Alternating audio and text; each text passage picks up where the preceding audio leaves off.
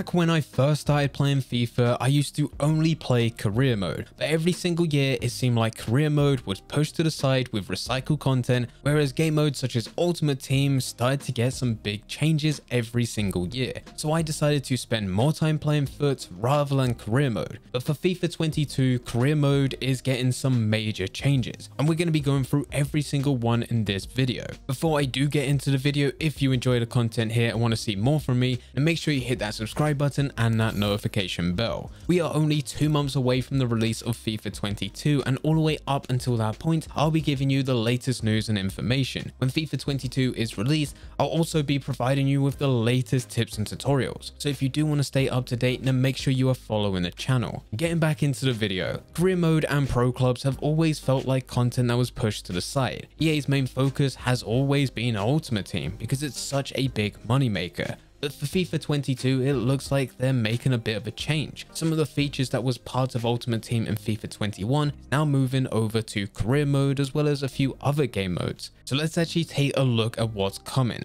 starting with club career mode. In FIFA 22, you now have the ability to create your own team in a manager career. You'll start by picking your club's name and the nickname, which will be used by the commentary team. After creating your team, you now have the option to decide what league you want to play in. This is done by replacing a current team which is in that league so that you can take their position. Otherwise, you have a situation where there's an odd number of teams within a specific league, but the team that you will be replacing will just be added to the rest of the world teams. EA have made it clear that you can choose any league within the game, and once you actually select the league and the team that you want to replace, you'll then also add a bit of identity to the club by choosing a club rival. Matches against your club rival will be treated with higher importance. There'll be additional news coverage and additional stories. Once this is done, this is your club identity, but it still isn't done there because you can move on to creating and customizing other areas. For example, you can also create your kit and your crest. You haven't got complete freedom within this area. You're not in a position where you can upload a certain image which you can then use. Although EA, that would definitely be cool.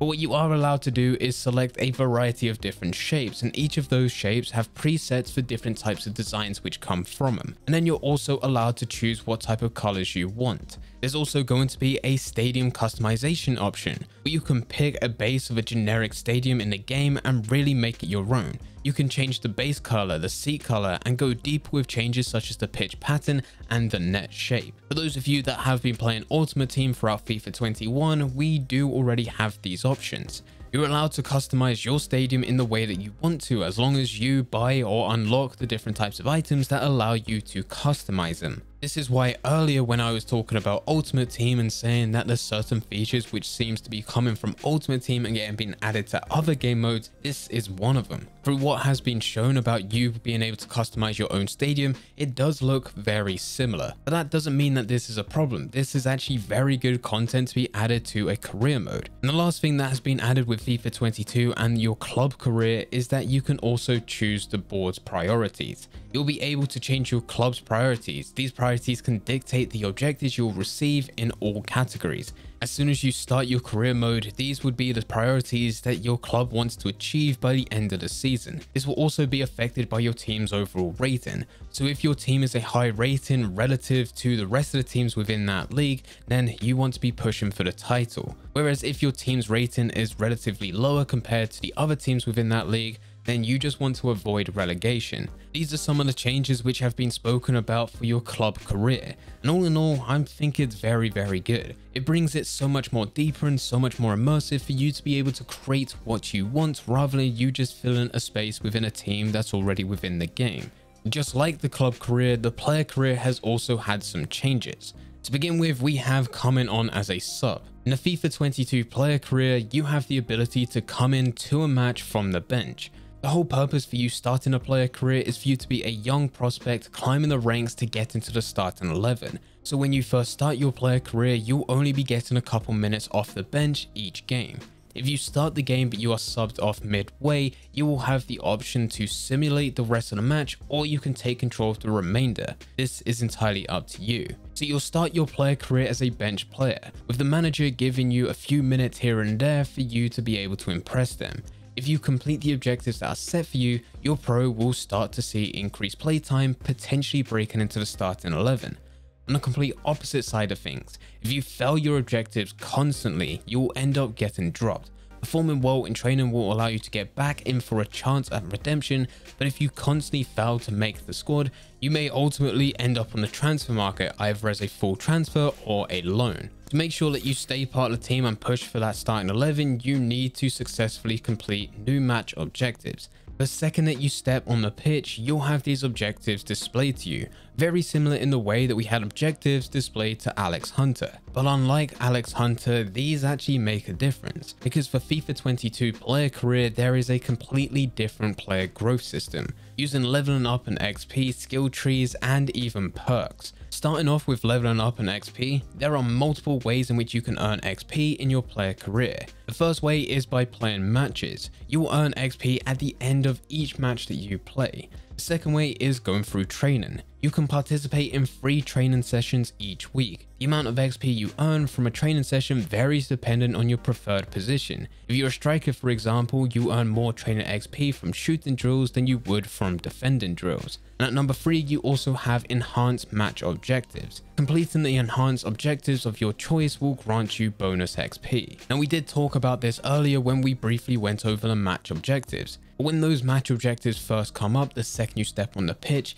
you also have the option to select one of them to make it your personal goal for an extra player growth reward. This will provide you with even more XP after completing. The next part of the player growth system is a skill tree. The skills are broken down to physical, defending, dribbling, passing, shooting, pace, and goalkeeping, with there being a number of different skills under each category. It's entirely up to you where you apply these skill points, allowing you to build your pro in the way that you want to. This also brings huge variation in the way that you go through your player career. To add to this, we also have perks. Perks unlock as you level up, and you can equip up to 3 of them to take into every match. Perks provide an additional performance boost on top of your attributes and trigger automatically when certain conditions are met. These perks have also already been revealed by EA. I will read the title for each and every one, but if you want to pause this video just to read the description of each perk, then please feel free to do so. Under attacking perks, we have distant shooter, one-time shot, set piece beacon, clutch finisher, hot streak, and quick reply. Under chance creation perks, we have assist streak, skill dribbler, set piece specialist, active first touch, threaded pass, precision pass, tireless runner, and pinpoint cross. On defensive perks, we have defensive closer, last defender, lockdown, cool head, ball winner, and physical strength. And finally, for goalkeeper perks, we have goalkeeper clutch save, goalkeeper fast rush, goalkeeper quick reflex, goalkeeper one-on-one, goalkeeper far reach, and goalkeeper set piece expert. All of this can be added to your player, and it's entirely up to you of what you select, and it will bring in a huge amount of variety to every game that you play.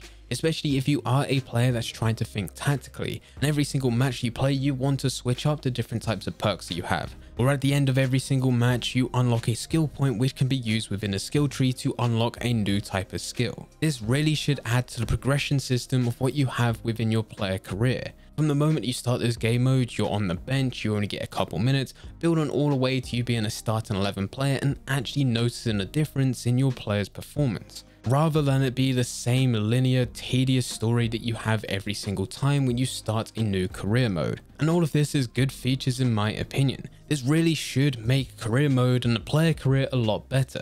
Some of these changes is exactly what players have been wanting for years. And even though it would have been great for these to be added a lot sooner, it's finally nice to see them actually be added to the game. There's also a lot of other changes which will be added, such as the different types of cinematics, the transfer updates, the expanded stories. All of this is part of the career mode, but we're not going to be going through it in this video. This video's sole purpose was to look at the actual gameplay changes. I wanted to talk about the different gameplay features and the improvements coming to career mode rather than the cinematic and the immersive experience. The immersive experience is still important, but that's the final touch after you get all the gameplay sorted. But anyway guys, that is all of the latest information around your club career and your player career. Let me know all your thoughts in the comment section down below. But anyway guys, I hope you guys did enjoy. If you did enjoy, don't forget to leave a like and subscribe. But for now, I'm going. So see ya.